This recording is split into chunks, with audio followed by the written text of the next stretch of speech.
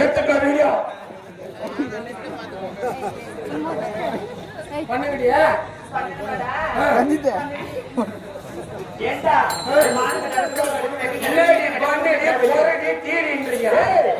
ஒரு பெண்ணா பிறந்துவிட்ட எப்படி தலையில இருக்க முடியும்?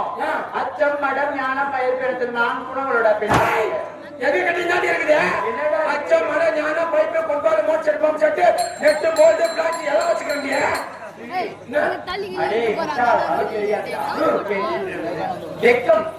வெக்கமான இருக்கணும்டா. சூடு சொன்னியா இல்லையா? ஆமா தலைகளே இருக்கலாம், பொங்கல் தலைகளே இருக்க முடியாது. அப்ப பொங்கலை மேல சொன்னீங்களா பண்ணுங்க. பொங்கலை நேற்று மேல சொல்றோம். மேல யாரு? ஆகாய வாணி. அவளோ ஒரு பெண் தானே? உண்மைதான். கீழே யாரு? பூமா தேவி. அவளோ ஒரு பெண் தானே? உண்மைதான். வயிறாறு சாப்பிட்டவன் அவங்க யாரு? அந்த லட்சுமி. அவளோ ஒரு பெண் தானே? உண்மைதான். தவிச்சவை குடிக்கிறீங்களே கங்கா தேவி தண்ணி. அவளும் ஒரு பெண் தானே? ஆமா.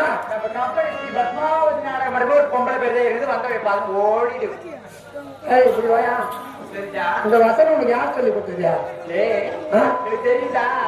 மேல யாரு? மேல ஆகாயவாணி. அந்த ஆகாயவாணிக்கு அழகா வாழ்க்கை கொடுத்தவன் யாரு? யாரு? அவன் ஒரு ஆம்பளடியே. ஆம்பளையா? கீழே யாரு? பூமாதேவி. பூமாதேவி.